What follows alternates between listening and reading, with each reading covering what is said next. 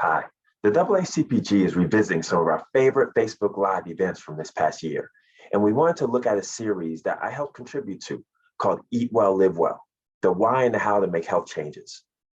One person dies every 4 minutes from stroke.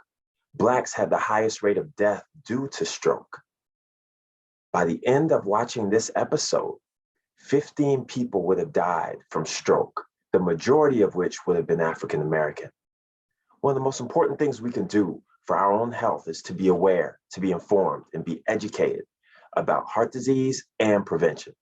We're hoping this series does that for you. Please take a look at this first in a 3-part series of Eat Well, Live Well with Chef Ederique Goudia and myself, Demetrius Willis, registered dietitian. Thank you for watching. Take care. Hey, everybody. Thanks for tuning in to AACPG Facebook Live event. My name is Angela Walker, and I am so excited to be here with you this evening. I'm a little bit nervous, but we'll be okay. I want to give you a little bit of time to share this with your friends, your parents, and we could just have a watch party right now. So invite your friends. In the meantime, I want to tell you a little bit about the African American Community Partnership Group. AACPG is a community needs-driven effort aimed at helping the African American community work through and overcome COVID-19 and health disparities by providing the tools of education and self-care. The AACPG works and establishes relationships with other community organizations to provide a united effort to address these issues. I have Demetrius Willis, who is the co-chair of the AACPG and our registered dietitian, and her name is Chef Ederique Goudia, or Goudia. So I would like to thank you for turning into our second series of Eat Well, Live Well, where we talk about the why and the how of being healthy. And today we will be talking about cardiovascular disease, and this is our second episode. We will also be talking about cancer and diabetes. And I need to make a little correction. This is actually our first episode. So, I would like to introduce Mr. Demetrius Willis. Hey, Demetrius. Hey, glad to be here. Are you ready to talk to us about nutrition? Yeah. So I wanted to start off, I'm a registered dietitian, but I wanted to start off explaining what a dietitian is. So a dietitian is part of your medical team, trained in the science of the body, food and nutrition. What food does when it goes in your body, does it help you or does it kind of hurt you? And really food, what it does for you versus what it does to you. I've been practicing for almost 19 years, which when I say it out loud is a long time. But that's essentially about me. Wow. I'm kind of curious though. What made you go into that field? I actually started off wanting to kind of do along the lines of what Ederique's doing. I wanted to go into culinary arts, which is being a chef and all that kind of stuff. But something about helping people and medicine. My mom was a nurse, so it really made me interested in going in that field. Did a couple weeks of a kind of a trial with some dietitians and loved it and decided to go on that path. Really, really. Can you tell us, what are some of the things that you would do in your daily work schedule? My daily work schedule, I work for the Lake County Health Department, so a lot of it's really dealing with chronic disease in the community. My focus is our people, those people of low-income areas, those people who don't have a lot. And we have statistics that show where diabetes is most prevalent, where cardiovascular disease is most prevalent, all those things going on, and just devising plans and strategizing on how to educate people to encourage them to be different. So I hear people talking about high blood pressure, hypertension, and cardiovascular disease. Now, is it all the same, or is it different, or what are we talking about? The easiest thing is just to call it heart disease, and we just talk about heart disease. There are many components to it, right? But you got stroke, congestive heart failure, arrhythmias, all these other things going on with your heart. But what I wanted to connect it with is it has a lot to do with what we're putting in our body to kind of determine. Some people feel like, oh, well, it's in my family, so I'm going to get it anyway, or I'm going to die from this anyway. And that's not necessarily true. So really dealing with some of those myths, misconceptions, and just the hopelessness that comes from those diseases when they're running in your family. Okay. So I noticed that when I go to the doctor, they always ask me a series of questions like, did your mother have diabetes or high blood pressure? Did your father have it? So why do they ask you about your mother and your father and your aunts and uncles? Well, for chronic disease, if you have it in your family, usually it's going from generation to generation. So it does put you at an increased risk. And mind you, a lot of times how you eat is how your parents ate. And Ederique will kind of dive into that a little bit, where really genetics play part of it, but our habits play a huge part of it. I see. So like if I noticed that when my uncle comes over and he eats, he'll just take the salt shaker and just dump it on his food. But my dietitian said, hey, I want you to read the labels on the cans and the boxes when you go and eat food. When you go buy food, you should look at your sodium. So I'm just trying to figure out what is the connection between sodium and salt. Like, what is the difference, or is there a real difference? So in reality, sodium and salt, we use those terms interchangeably, okay? Salt comes in a lot of different sizes, colors, tastes. It's amazing the different types of salt, but bottom line is salt is salt. And when we talk about salt, we're talking about, the blood pressure and the different issues that taking in high sodium brings to the table. What we do know is that according to the CDC, one person dies every 36 seconds from cardiovascular disease. Whoa. So in this phone call today, or in this Facebook event, by the end of this call, sadly, about 75 people will perhaps have died from cardiovascular disease in this little time. That's how hard it strikes. And that's not really dealing with the fact that African Americans are 3 times the risk of cardiovascular disease and 2 times the risk of dying than whites are. And stroke, of course, we're much higher than whites as well, 2 to 3 times the risk of having a stroke. And the last thing that I read that was really interesting is 3 and 4 African Americans may develop high blood pressure by the time they're 55, which, nowadays that's not that old. But it's striking us, and it has a lot to do with what we're putting in our system. So what we hope is that in this conversation today, and the same way that I try to counsel and really mentor other dietitians, is I encourage them to get to the why. You can't just tell people what to do and expect them to do it. All of us are adults, and we really want to understand why we need to do that. Why can't I just keep doing what I'm doing?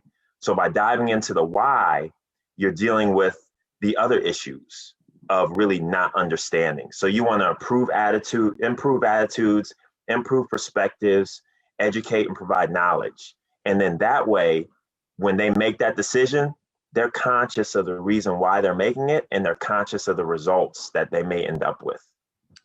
Okay, well, I got another question for you.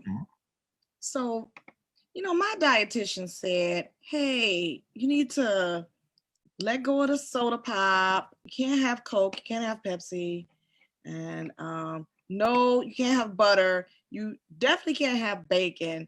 And I just don't understand, like, okay, I gave up the pop. I thought that'd be enough. But I said, well, hey, what's wrong with bacon and sausage in the morning? I eat that every day. Right. And why can't I just have like a little pat of butter? What I don't understand. And And I hear what you're saying. A little pat of butter, hey, what's the big deal? But when you having a pat of butter every day, then we're dealing with something else, right? So what we have are different types of fats. Mind you, this is all cardiovascular stuff we're talking about, which is everything we're talking about so far is your heart. And this is a muscle that beats a few months before you're born all the way until you take your last breath. This thing works for you over time. And it's just a matter of, for something that works that hard for you, how well are you treating it? And so some of the things that you talked about saturated fat. And that's what, when you start talking about these processed meats that have a lot of salt and these processed meats that have a lot of fat in them, just talking about what they're bringing to the table. And once again, this is what are they doing for you versus what are they doing to you? Mm-hmm.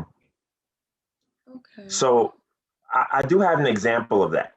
Okay. So when we talk about saturated fat, we define saturated fat as a fat that's solid at room temperature. Okay. So it's solid at room temperature. That's how it ends up. And if it's solid at room temperature, that's how it ends up inside of your body. It's that simple. So let's say you mentioned bacon. So we cook some bacon up. Okay. It was delicious when we ate it, right? A little salty, but we're used to that salt. So that's why we enjoy this so much, right? And what we end up with, I have an example here. This is bacon, okay? This is bacon. That does look like bacon grease to me. Yeah, it's bacon grease. So you went and ate that bacon, you walk back by this pan, and you're like, ooh, I'm glad I didn't eat that. Right. But in reality, you did eat that. And just for an example, this is how it ends up. This is solid at room temperature. This is what you ended up eating. When you ate it initially, it was liquid. And what it ends up doing, it ends up being solid inside your body. Here's another example. Milk. One of the things you'll hear about is milk, and we want you to drink 1% or skim milk. And people are like, if I want water, I'll have water. I don't want that. And I'm like, no, like you really need to think about, and this is where we get to the why. So here's a glass of milk. Now, Angela, if I took this glass of milk and I sat it on the counter, and just a day or so later, I came back and looked at it. Now, this is whole milk, nice and thick. Do you know what this would look like in a couple days? Buttermilk? It would. It would have separated. So that cold milk would have separated. You would have this thick layer on top, floating on top of the skim milk that still be there.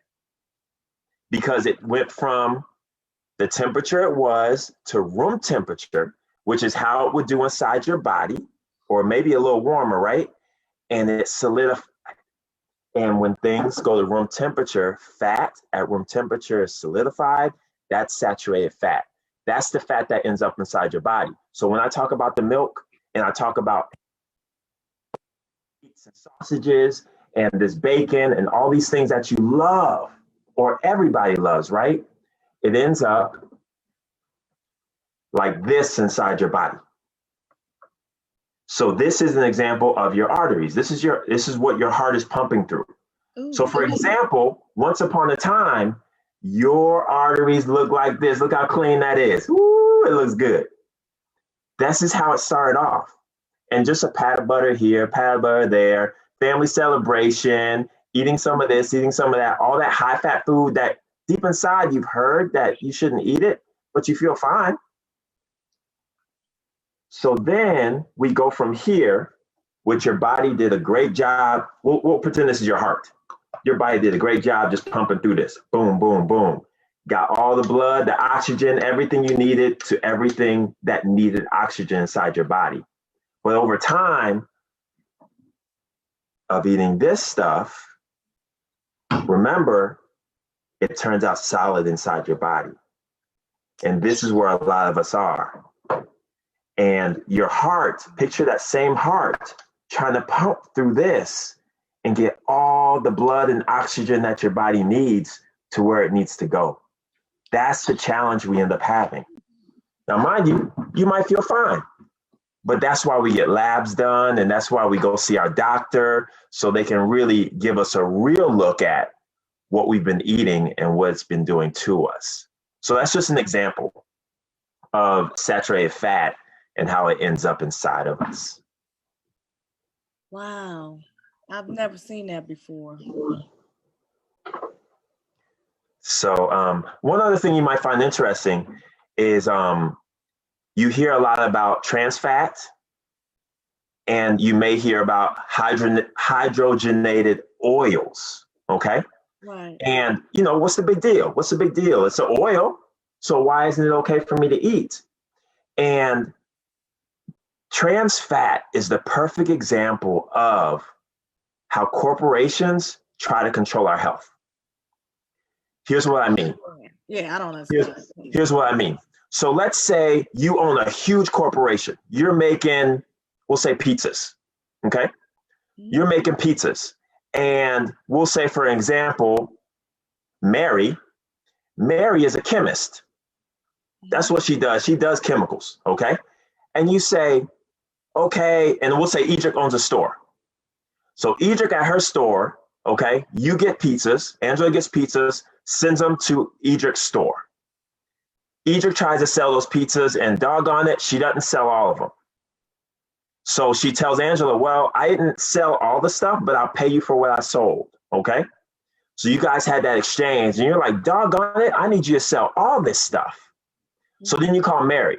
You're like, hey, Mary, do you think you can come up with something that can make this pizza last longer? And Mary says, heck yeah, let me see that pizza. And she goes to her chemistry lab, and she's putting all this extra stuff in there. She gives you this pizza. Ederique puts it on her shelves. And instead of it going bad in about 2 weeks or maybe a month, now it can last for 6 months on the shelf. Now, mind you, I use pizza. It could be anything, okay?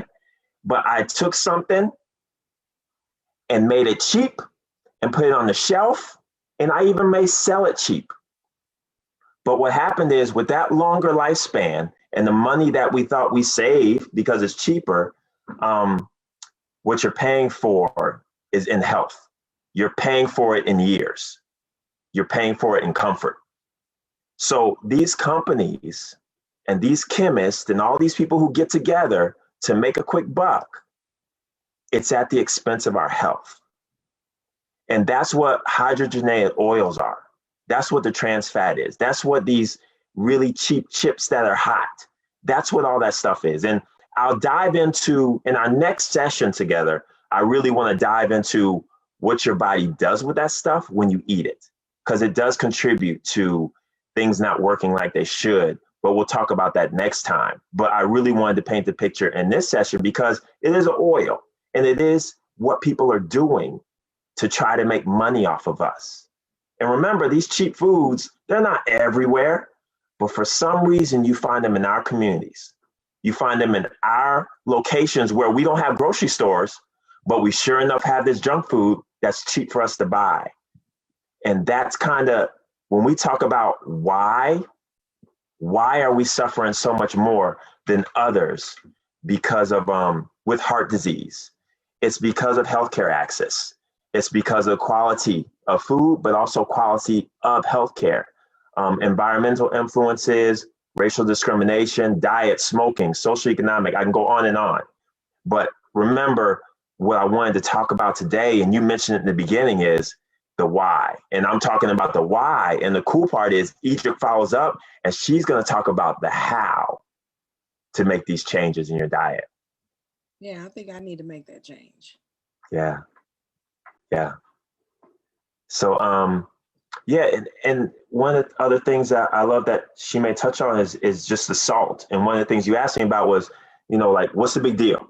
Sodium, salt, what's the difference? And we want to keep in mind that 2,300 milligrams is what you want, or less is what you're allowed to get in a day of sodium. But the average person is taking in almost 3,500 milligrams, way over the amount that they should have. And people think, well, I sweat. And this is just things that my clients have told me. Well, I sweat all the time when I go to the gym, so I sweat it out. And I drink water, so I pee it out, And salt does not leave as easily as it goes into your system. It sticks around, it hangs out, it pulls water to it. and it causes these symptoms. Your body talks to you all the time. It's just a matter of hearing what your body is saying and understanding what it's trying to tell you. For example, if you're taking in too much salt, you'll end up thirsty. You might have swelling in your hands, your feet, headaches. People have headaches all the time and they think it's because, oh, I just need to take medicine or I need to do this and that. No, it could very well be because of sodium you're taking in. And another interesting reason or symptom of having too much salt is an increased tolerance of salt. So let's say, for example, I usually go over Angela's house and she throws down. And for some reason, after all these years, when I come over and I eat, I think, hey, Angela, you didn't put enough salt in this.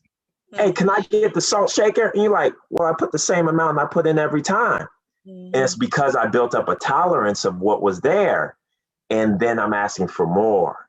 So when you start wanting more salt, it means that, or it could mean that your body's built up a tolerance for it and you're just putting too much in your system.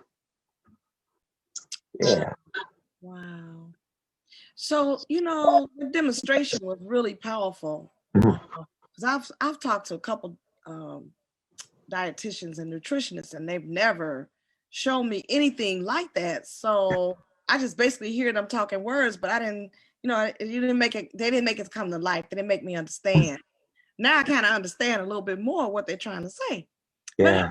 But when you brought up that milk, because I use a lot of buttermilk for cooking, and cereal and milk, Yeah. So can you use like non-dairy alternatives?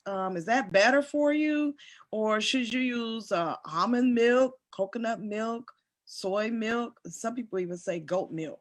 Yeah. Once you get into the cooking part, I think I would kind of defer to Ederique because she's really playing with those things in her kitchen or her chemistry lab in a sense. So I'll kind of defer to her on what milks are best to cook with. Now, just with regular milk, with what you're drinking, we do recommend that you look over the whole milk because whole milk has 5 grams of saturated fat in it. And I'm not saying you can't take in saturated fat, but what I do want you to do is be a little bit more strategic of what you're going to have for your saturated fat. So if you're going to have saturated fat, have it with something that you love. But what happens is people are having saturated fat the whole day long. Oh, I'm going to have whole milk, and then I'm going to have this creamy thing on my salad. And then what I'm going to go and I'm going to have some fried this, and so you're having saturated fat the whole day. Why not cut back a little bit and say, you know what? I'm not going to have whole milk. I'm going to have this 1% or skim milk because I know that I'm going to get my fat from this. And it's all about balancing. And people, we're not balancing. Our days are like this, where we need to balance it out, where we get the good and really get an understanding of what that food does to us, not just what it does for us. Okay. Hey, Demetrius, we have a question from a viewer, Ron Burke.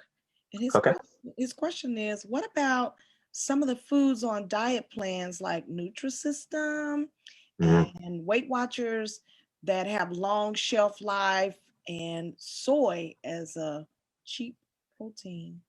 Yeah. So keep in mind that if it's not natural, your body hasn't figured out what it is. You eat a piece of fruit, your body knows exactly what it is. Hey, that's fruit. We know exactly what to do with fruit. We use it for energy. We use it for healing. We use it for this stuff. Then you take in something that your body doesn't know what it is. And because you probably don't know what it is. And you look at it and you're like, yeah, we don't quite know what this is. We can use this part of it. We know what this part is, but the rest of this, I'm not sure. An example of that is soda. Soda, you take in soda, your body does not know what that is. That was made in Mary's chemistry lab. Okay? There's no natural part of that except for a little bit of water they put in there. So when you drink a big old thing of soda and this much it's able to use, It's only using the water part. It doesn't know what to do with this extra stuff or the syrup and all this other stuff. It's overloading. So when my friend is talking about the different supplements with these different, we'll call them diet programs, I guess. Any program that you're looking at, if they're restricting healthy foods, if they're causing you to be unbalanced, if they're saying, you know what, you never have to eat a lunch. All you need to do is buy our product and take that, and you're going to be okay. There's a problem with that. Because anybody who's trying to get you to be healthy, they're going to teach you as they go, and they're going to show you how to move more to natural stuff that's not going to take a toll on your body. If you're taking in all these things that are in a can that can last for a year and it still tastes the same, think about how natural that is. Nothing lasts that long and tastes the same. Wow. Okay. Okay. This is really good.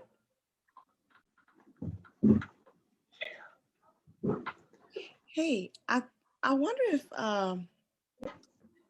if Chef Ederique Goudia is ready for us.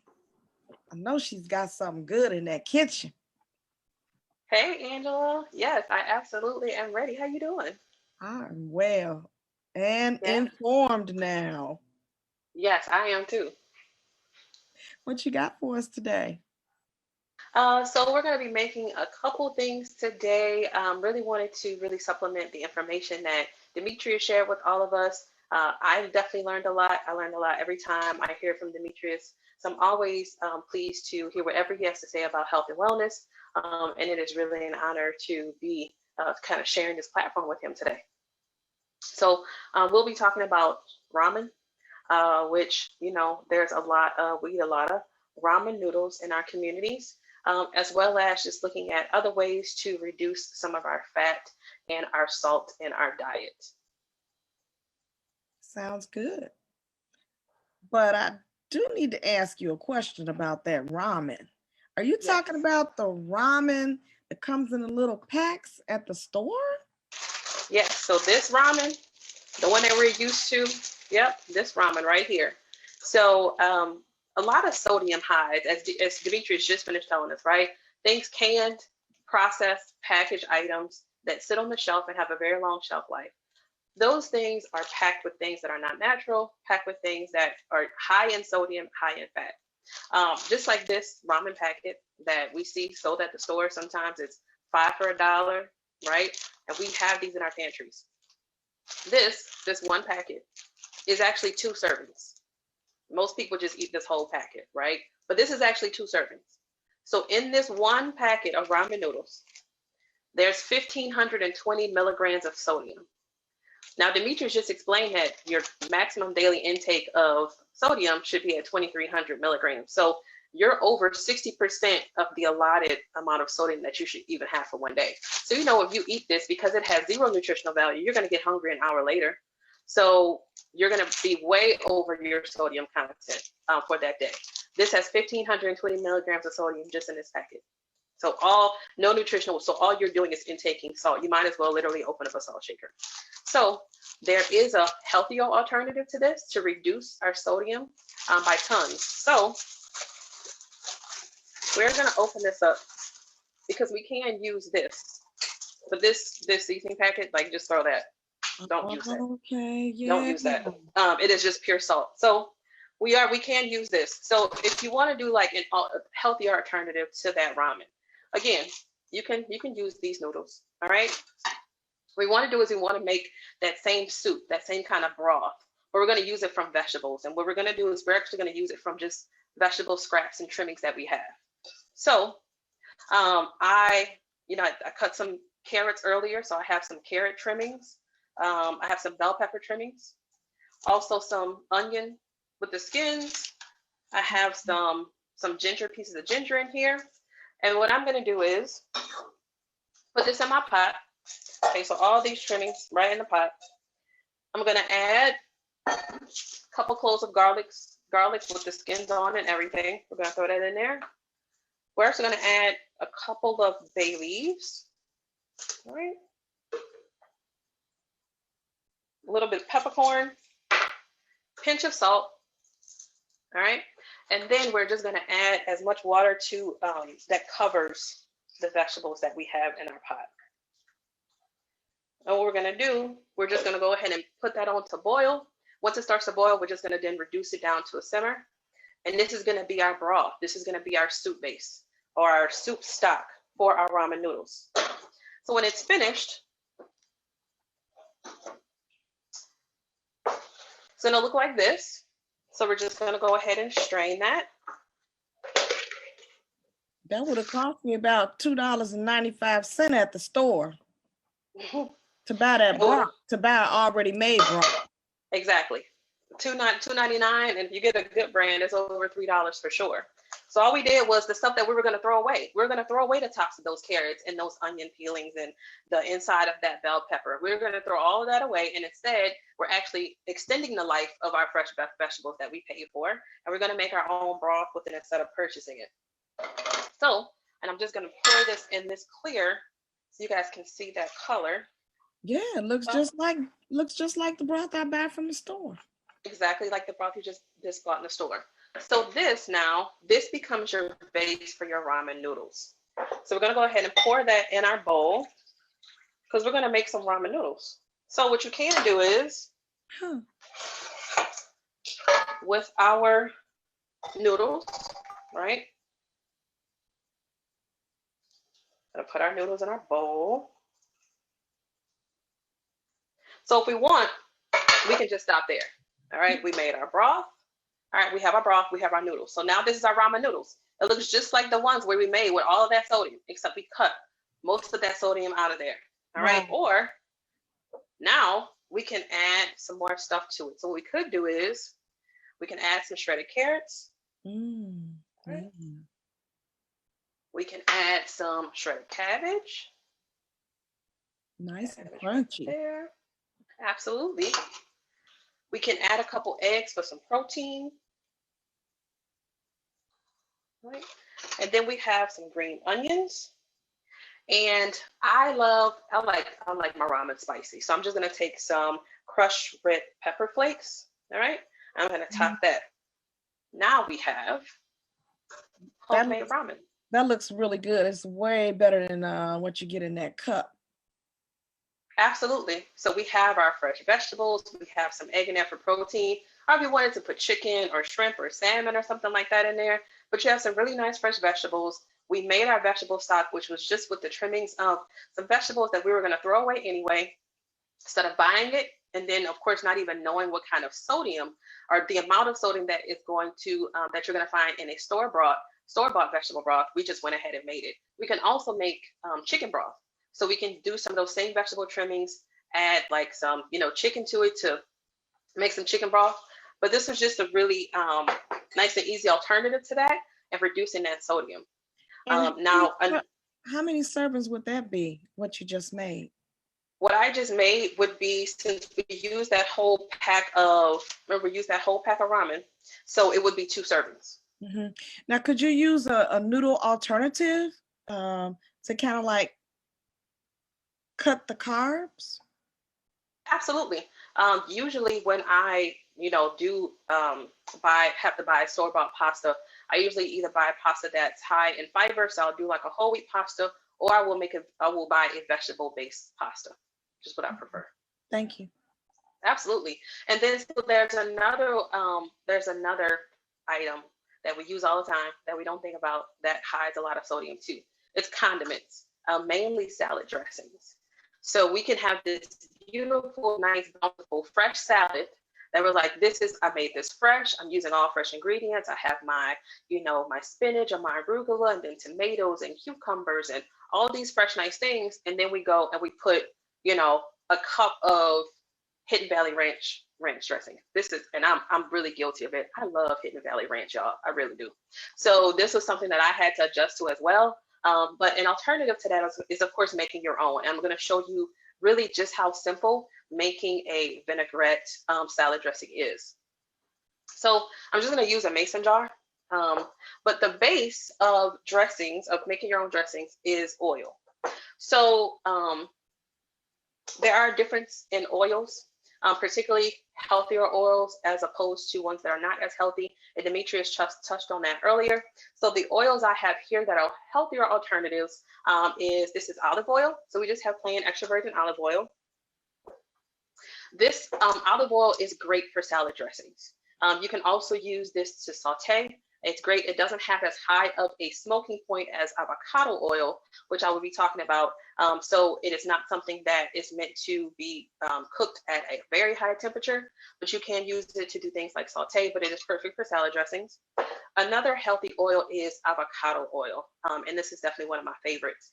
Also because avocado oil has a high smoke point, which means that it has a smoke point of 520 degrees. So you can cook it at higher temperatures without it burning. That's what that means.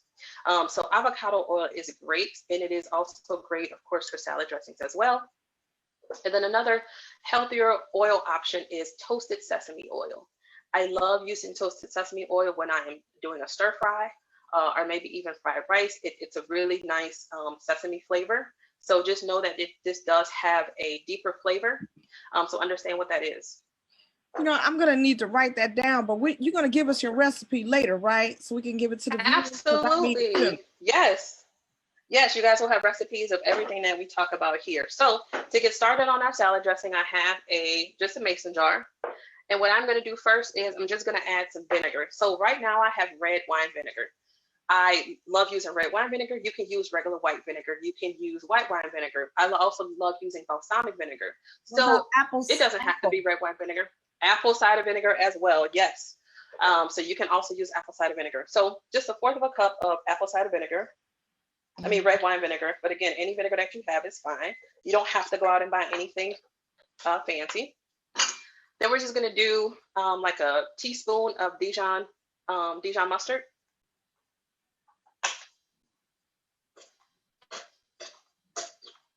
All right. I minced up 1 garlic clove. So that's just 1 garlic clove that we're going to add in there. Put some flavor.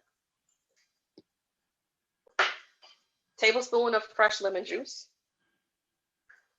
So we're just going to squeeze that right into our. I noticed you don't have to measure. I know that usually squeezing about 1/2 of a lemon is about 1 tablespoon. All right. And then again, so the base of this is going to be oil. So we have 1/4 cup. So 1 part vinegar to 3 parts oil. So we'll do 3/4 of a tablespoon. I mean, 3/4 of a cup of olive oil. I wish I could smell that right now. What does that smell like? It's lemony and garlicky. So it has a really fresh scent. But then that savoriness that's coming off the garlics is really, really nice. And then again, just a quick pinch of salt. I'm gonna just do fresh ground of some black pepper. Now I'm gonna have to talk to Demetrius about that pinch of salt. Well, so that pinch of salt, this is about, we are making, since it's a cup, so this is 12 servings of salad dressing. So now that we have it in the mason jar, all we gotta do is shake it up. Okay. That's it. Now you have fresh homemade dressing. Yum. So this is what you can put on your salad instead of the processed and packaged salad dressing that you find in the store. Okay. So those are 2 really simple ways. And as you see, they were really quick, right? It was just a few ingredients that we put together to make our salad dressing. And that was it.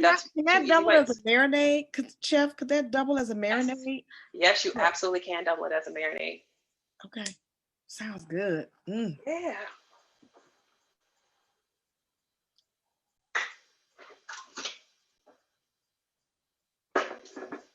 What else you got? All right. So we also have, so another thing is, it is important, of course, we're talking about reducing fat and reducing salt. Another way that we can reduce those in our diet is actually the cooking methods that we use. So sometimes, as Demetrius pointed out of habit, we do things. Like, for example, out of habit, I know that I love eggs. All right. I love boiled eggs, scrambled eggs, fried eggs. I love eggs. But of course, when we boil eggs, one, we're not adding any additional fat. We're taking eggs in a shell, putting it in some water, boiling it. It's keeping all of its nutrients, everything. But I realized that when I scramble eggs, what am I doing? I'm grabbing some butter, putting it in a pan because I don't want my eggs to stick and I want them to be nice and creamy and fluffy. And then I eat eggs. So I'm adding fat with my eggs now. So they're not as healthy as if I would have just boiled them. So the cooking methods are just as important. But then so now what I do is when I realized that, I was like, I'm using a lot of butter, a lot of saturated fat every time I eat eggs, but I love eggs. So I want eggs like every day. I started using, so we talked about avocado oil, right, as a healthier oil. What I use now is the avocado oil cooking spray.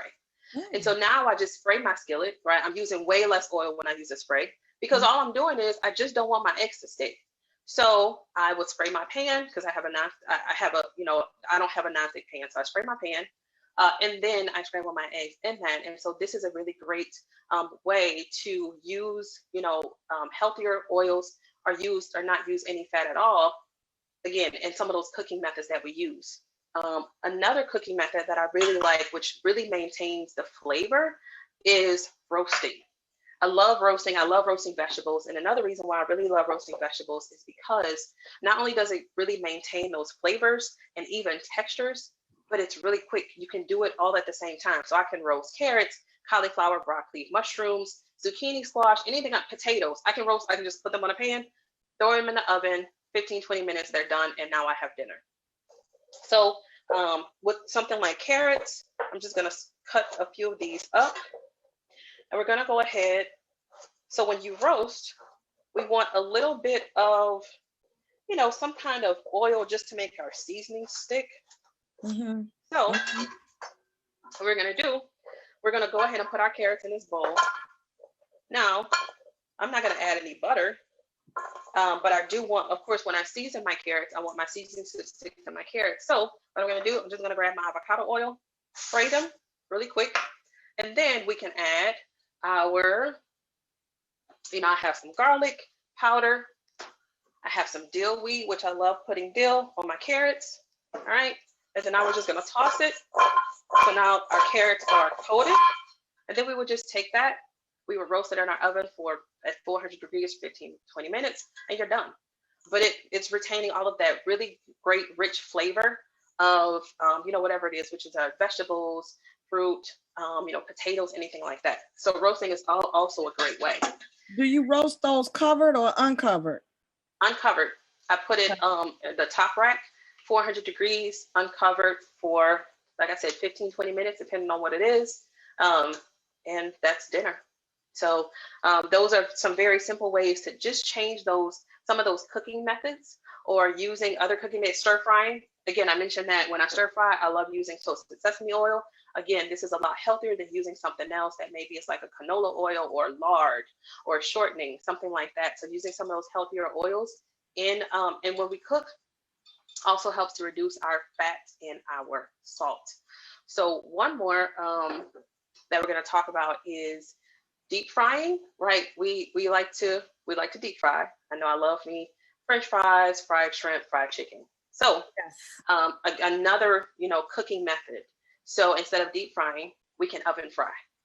I'm going to show you how to oven fry. I know you're like, why are you messing with my fried chicken though? I'm like, but show me that because I want some chicken. You want some chicken? Okay. No. Let me show you about this. Let me tell you about this chicken. Okay. So we're going to marinate our chicken. Now you mentioned buttermilk earlier. You marinate your chicken in buttermilk, don't you, Angela? I do. And that's how I make my cornbread too. All right. So we're going to marinate our chicken. We're going to marinate it in plain Greek yogurt. Really? All right. Yes. I never heard of that. Really. I know. So we're going to take a cup of plain Greek yogurt. Oh my God. All right.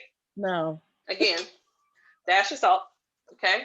All right. We're going to close our bag. Yes. Yes. All right. So just like we would, right? That's yogurt. That's it. That's it. That's yogurt and just, again, a pinch of salt. All right. That's it. This is yogurt. All right. So we're going to set this aside. We're going to act like we've been marinating that for 1 or 2 hours. Okay. Okay. All right. Our breading. we're gonna use flour, cornstarch, and panko. I have a gluten-free panko here, but you can use regular panko. Now, before we do that, what we are gonna do is we're gonna take some olive oil or avocado oil, all right? We are going to put 2 tablespoons on our pan that we're gonna cook our chicken on. Okay. Just 2 tablespoons, okay? So I'm gonna show you that. All right, this is it, 2 tablespoons.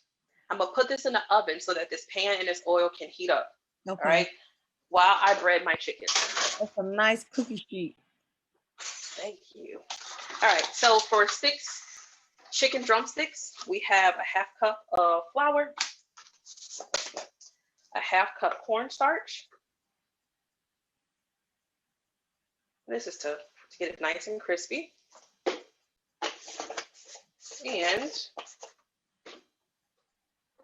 1 cup of panko.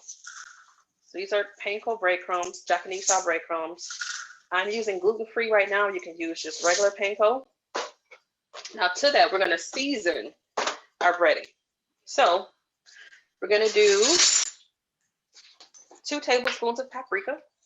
I know you got paprika in your pantry, Miss Angela. You know I do. I know it. I got sweet, All right. Hungarian, smoky. I love me some smoky paprika. It's not as easy to find. I'm mad when I can't find smoky paprika. All right, and so this is 2 teaspoons of black pepper. That's 2. 2 spices. Yep. All right. So onion powder. You know, we put onion powder on chicken, right? Onion powder. We all have that. And then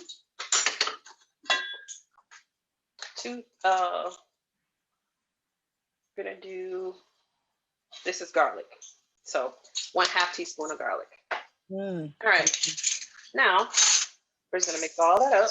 All right, let me get my flour out the way. Just gonna mix all of that up. Can I use toast to make breadcrumbs? If I don't have You sure can. Okay. Yep, you sure can. All right, so now that we have all of that mixed up, what we're gonna do. First, let me get my pan back out. So our oil and our pan is now heated. All right, so now we have a nice oiled pan. But again, this is just 2 tablespoons of olive oil that we put on our pan. So what we're gonna do, remember our chicken that was marinating in our Greek yogurt, a teaspoon and a pinch of salt, all right?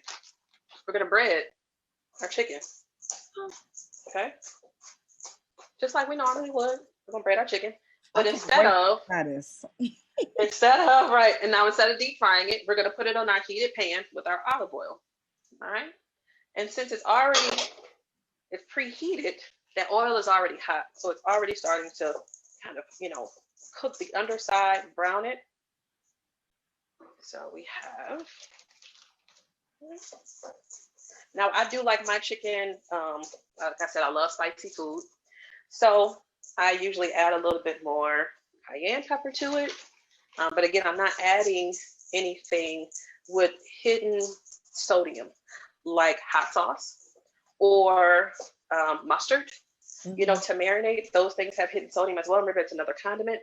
So if you do want to add any like additional seasonings, make sure, it's like crushed red pepper or cayenne, and it's herbs. Okay.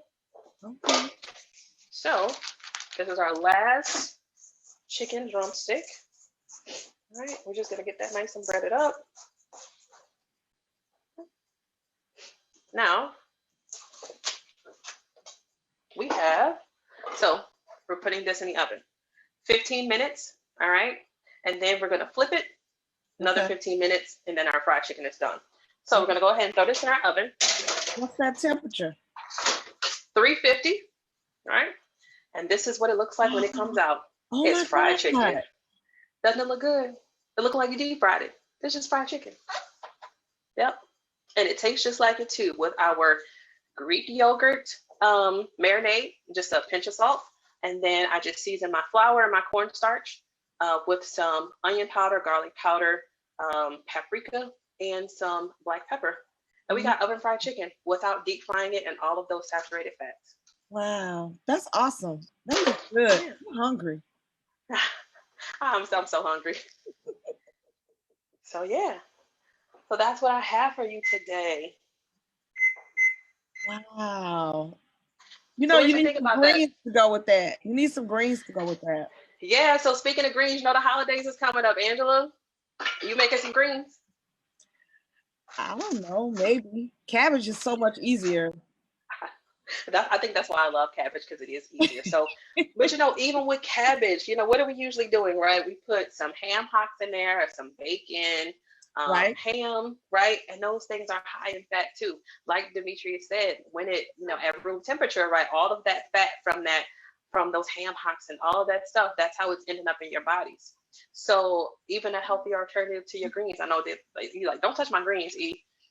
Small changes. So what I started doing, instead of using something like ham hocks, bacon, stuff like that, I started using, animal proteins that were a little lower in fat. So like I love using smoked turkey tails, smoked turkey drumsticks, smoked turkey necks. So still seasoning greens with that nice smoke flavor. Mm-hmm. And then I moved on to eating greens that didn't have any meat in it. I know y'all like, you crazy. But still having that smoky flavor because I started using what we call liquid smoke.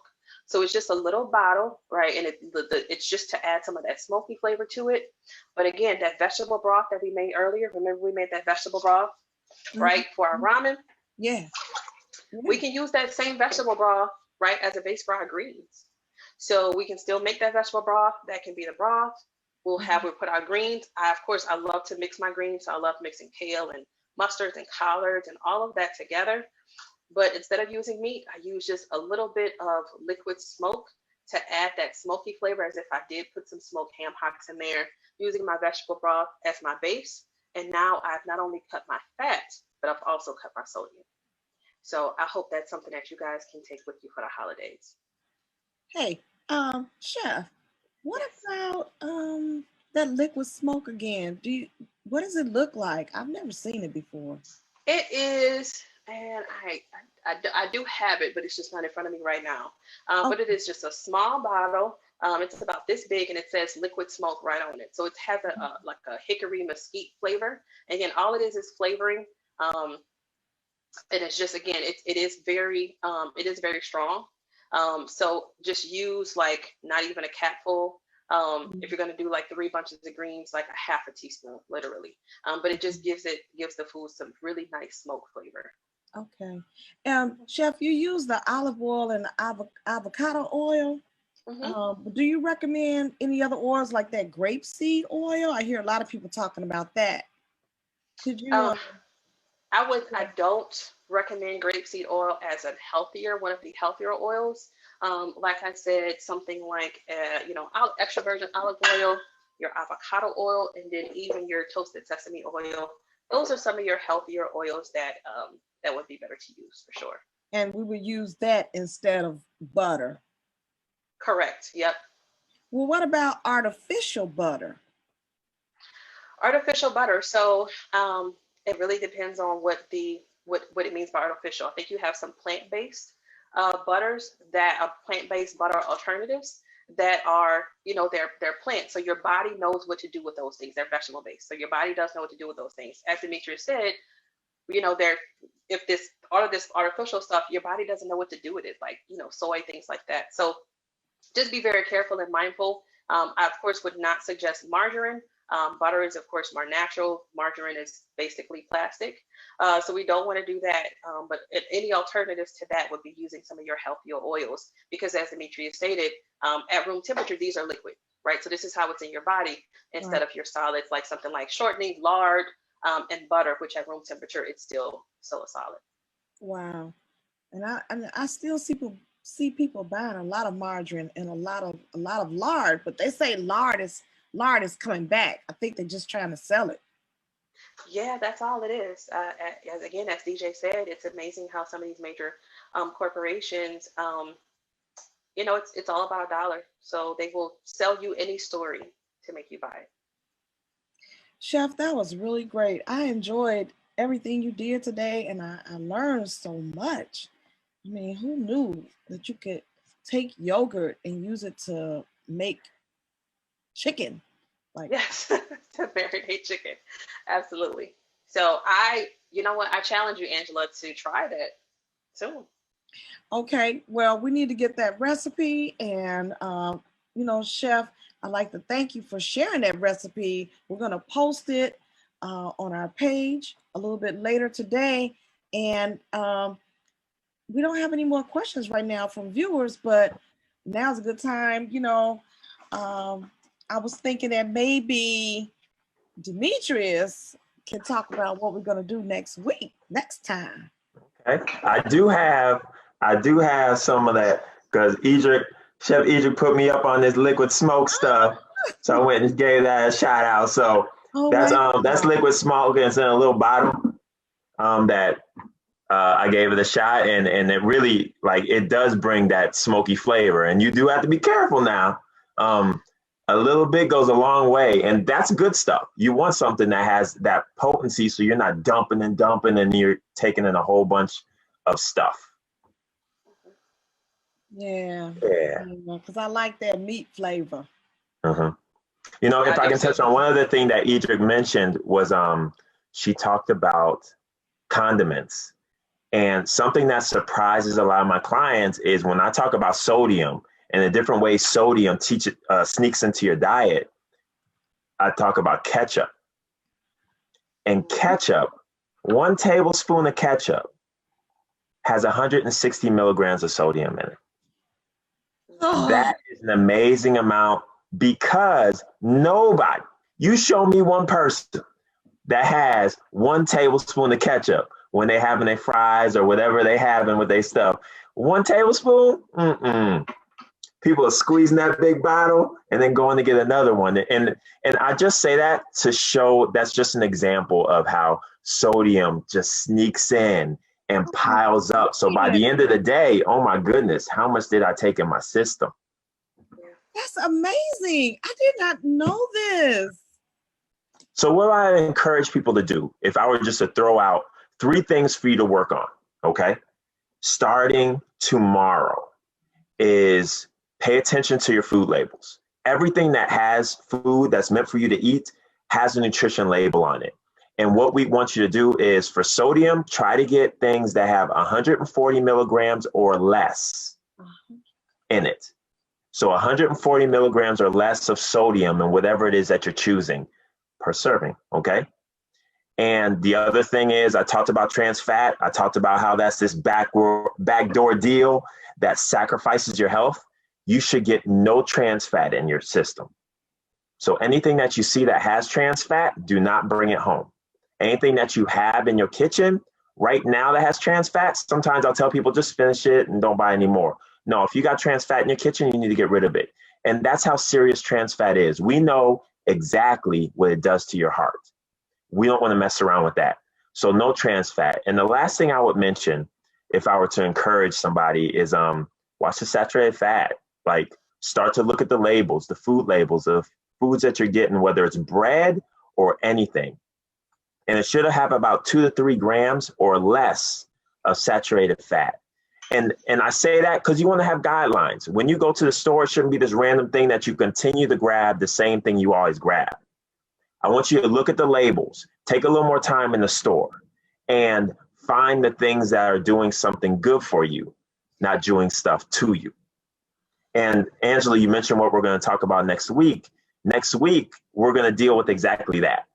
We're going to deal with what's a food and what's really not a food. And what is that doing to you? And how is that connected to cancer? Now, we had a fantastic Facebook Live event with Dr. Willis about 2 weeks ago. Amazing. Laid out all the statistics and all just the understanding of cancer and how it strikes and how you need to defend yourself by going to the doctor and doing all the things you need to do.